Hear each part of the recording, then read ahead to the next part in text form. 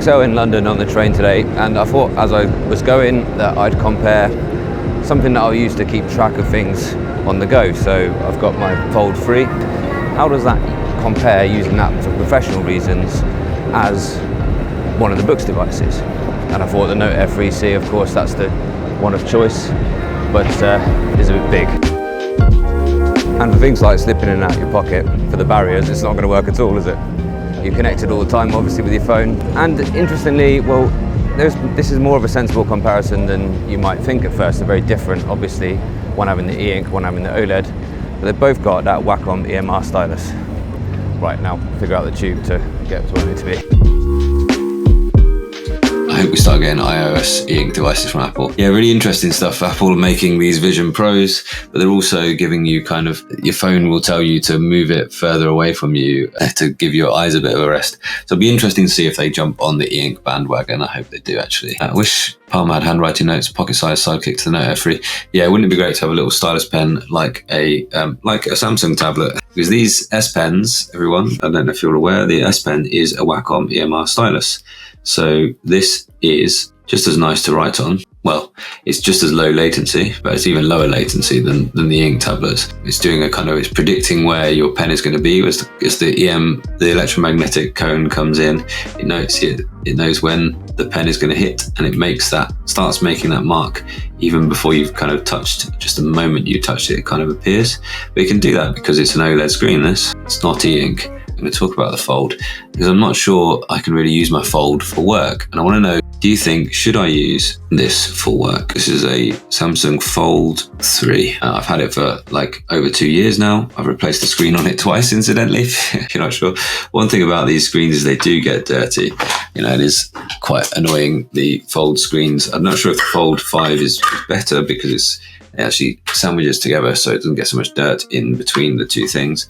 The folding screens don't stay as clean as normal ones because they're not getting a kind of wipe every time you put them in and out of your pocket. Two things about the Fold. I don't know why in the later ones, they've made the S Pen make a little sound.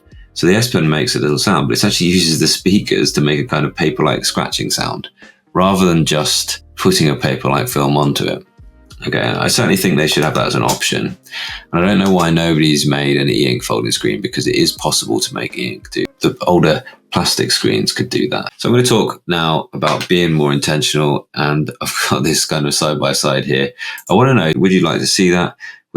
I do 2 weeks at work with these devices for each review. So I use these as my planner for 2 full weeks at work before I do that. And I've never done it with my Fold 3. And I've kind of thought, well, I'm carrying around something with the Wacom EMR stylus just to pull out something else out of my bag with the Wacom EMR stylus. So do you think, what do you think? Would you watch that? Would you be interested in the findings of that? I find out what it's like to use my phone at work. And what I end up using this notepad for is basically shopping lists and other incidental things like that. So that would be interesting, I think, to see that. Of course, the e-ink is a lot better for reading. I did really enjoy that. But having that there in your pocket to pull out on a tight space like a tube, it's actually invaluable. But I did notice just making a few notes on the train. Of course, it's convenient to do that on the Fold, but it's not got the accuracy that it does on the e-ink screen because you don't have that screen feel. I think we talk about the screen feel as being like pen, but actually the thing about it is that it makes you feel more accurate. It means my notes are a bit sloppier on the Fold than they are on the Tab Mini C. As you can see, it's almost the same kind of size here. It's got the same kind of note-taking capability. I can, of course, use an app on here and note directly on my PDF, which is what I do on my planners here as well if I go to a planner. So it should be the similar kind of thing, but really pulling out see that S Pen isn't working on here either, whereas it should. So it is the same technology, but what do you think? Should I go ahead and do that? Apparently, it's the world's best. So I've been talking about this kind of form factor for a while with an e-ink screen. It would be absolutely incredible. It would be amazing, at least if they just had a textured kind of paper feeling screen protector to write on. The one thing though about that is the nibs do last forever. The Tab Mini C that I brought with me today also doesn't have much of a textured screen protector, of course. I did think really it was the Note Air 3C that I wanted to bring, but then it just got to the point where all the stuff that I was having to bring to make these videos in my bag, it wasn't really feasible to bring an A5 tablet. So I think that kind of comparison is the right one, really. There is a big difference between an OLED screen and an e-ink screen. So I've been reading on the train on my e-ink reader, on my Tab Mini C, and that was much nicer than reading on the tube on this kind of OLED screen. It's nice, it's fine, but it isn't ideal. The ideal thing for me would be to have this kind of form factor, but with that e-ink screen on the inside.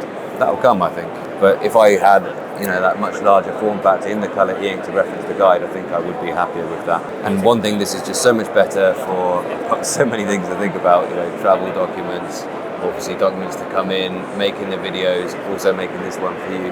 This is better for just slipping in and out of the pocket, and I'll be able to just slip it out whilst I've still got my hands on the camera, whilst I'm still talking to people and look at my notes there. And the other thing is, of course, that I am using the Z Fold as my hotspot for the Tab Mini C. So that's not ideal as well. And I'm curious about both of their battery life. Will it hold up for all day here in London at Excel? Probably not, to be honest. So I bought the big the big Doogee phone as a backup to plug it in when it's in my bag.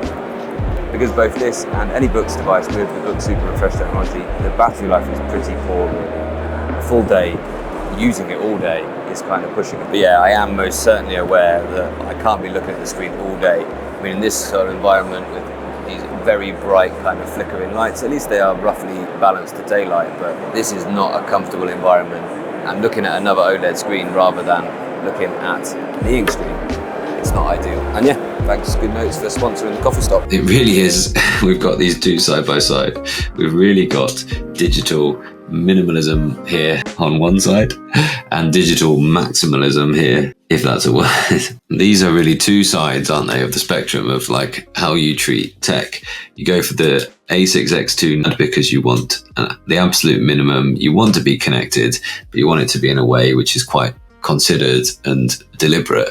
Whereas this is like, you can do everything, got it in your pocket. It is like having an iPad mini in your pocket, frankly, isn't it? And I've never really picked out a kind of excellent note-taking app for this phone.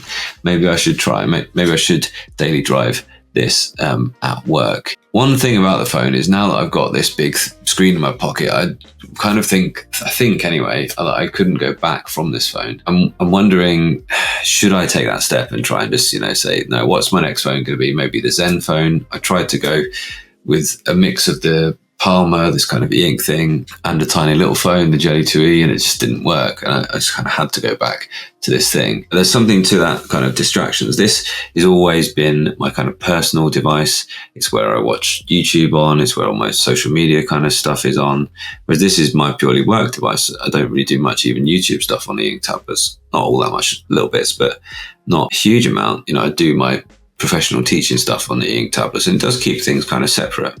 So there's a kind of interesting thing. This would be a good versus, wouldn't it? And this super simple device is really intentional, whereas this thing, I'd need to really be careful to use that do not disturb thing to stop myself getting notifications all the time and taking myself out. I'm quite a disciplined person, really.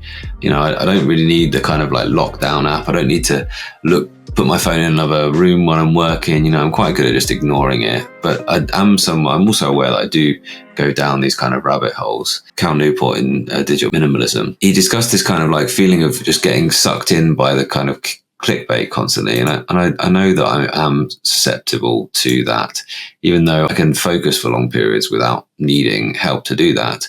I know that when I do pick it up, then I do go down those rabbit holes like most of us do, I think. Maybe I just need to think about what's, on my home pages to make sure that I'm putting things which I'm intending to use rather than just going straight and going off on one down some kind of rabbit hole. Like, I saw a Google article, Google recommendation of like aerial photos of Peterborough from the kind of 70s. And it's like, Peterborough's my hometown. And so I was like, I want to find this out. And then I realized like 5 minutes later, that's a waste of time. It was kind of scratched an itch, but it was an itch that wasn't there before I even saw that picture. So why bother?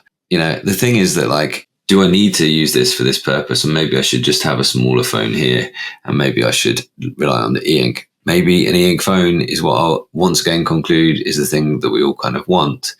And at the same time, we're kind of thinking, well, let's keep our devices connected in a certain way. And then we had the Books Palmer, great device, and lots of people very excited about the Books Palmer. Absolutely great thing, got an e-ink phone size thing. And the complaint about it was not connected enough. We want it to be mobile connected. We always want to be connected all the time. I think we're kind of afraid, aren't we? We've grown up with our mobile phones, like almost afraid of being out of touch, of not being able to get in contact. What if there's an emergency all of a sudden? We need to be connected all the time, and we don't really need to be. It's actually the tech that's demanding our attention. Is actually that, as Cal puts it, that the companies have actually engineered their apps and engineered their phones to be grabbing our attention. This nuisance thing of some apps where you press the home button, it doesn't take you home, it takes you home in that app, and then you have to press home again to get actually out of the app. TikTok, for instance, just shows you another TikTok when you press home rather than taking you out of the app. You get sucked in again. And there are whole meetings where people are planning how to take our time and keep our attention. It's fascinating. I'm aware also I'm doing a little bit of it now, and I'm trying to keep your attention rather than making you just scroll off to something else. And now that I've said that, you're probably thinking to yourself, oh, maybe I have just wasted an hour watching this guy prattle on about e-ink tablets. I don't know. What do you think? Maybe I should bite the bullet and just go ahead and see if I can use this for work here. I also think that, if I use it for work, then I'm going to end up thinking, oh yeah, that's great. I can put my work email on it, and I can actually have the badged work profile apps, just like I have on the e-ink tablets there. Will I end up just being totally always connected to work on this thing? And also the badged apps are great because you can flick down from the notifications and you can turn off work profile at night. But I think that I would just be going into it. I think that I would just be something where this device didn't become my little kind of personal life leisure time thing, and did become a work device that constantly connected me to work. And the moment you kind of install that work email on your phone, you just sign away your private life, don't you? And your phone just keeps you tied to your job 24/7. And I find balance in using the e-ink. It keeps me connected without that kind of, over-exciting. It's not overstimulating. And I can do things like I can use dual SIM here on the smartphone, maybe. I can have a work phone number and my own phone number, and sort of switch between modes there as well. And having the e-ink device there, you think about what this device is, the digital Nomad, what it entices you to do, just to go and write and be present and be thoughtful. That's what I like about this. And a phone that can do that, not only just for work, but a phone that can be that kind of beacon. I think that's where we're headed.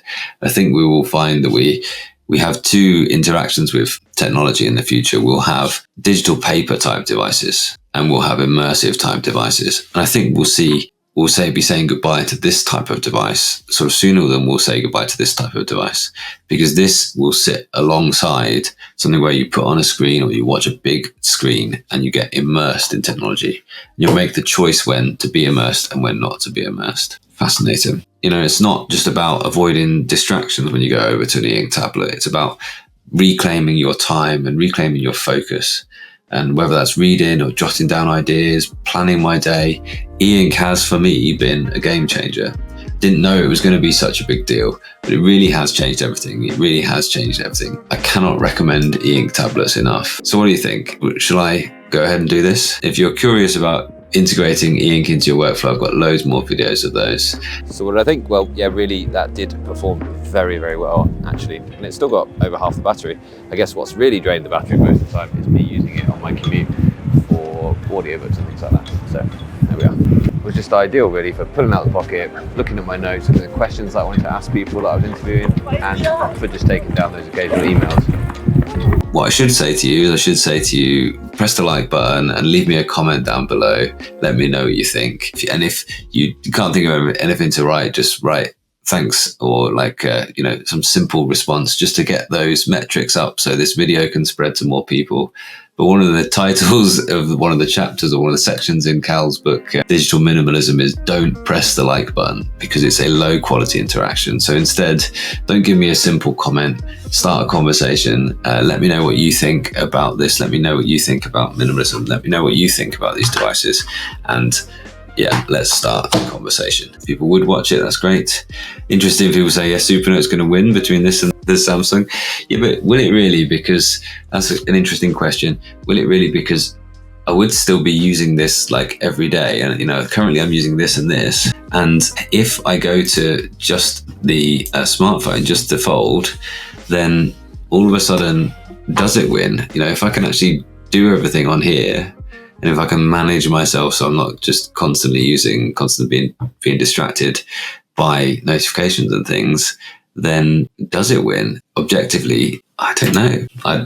Yeah, let's find out, shall we? I'll make that one of my things in spring. Thank you very much. That's very kind of you. Yeah, I try and think very carefully what I'm doing. Yeah, pros and cons. Yeah, so try and keep it very analytic. Yeah, so again, that's a good idea. I'll maybe think about different note-taking apps that are available on there. Yeah, it is true. Like an email bongs up and you just check it. Yeah, so I say I am a disciplined person. You know, if it's got this cover on it, luckily, so it just sits there. You can sometimes see when there's a notification, it doesn't buzz or anything. I don't have any sound or anything on generally. You sometimes see a little sliver of light, and it's kind of like you can see that little sliver of light.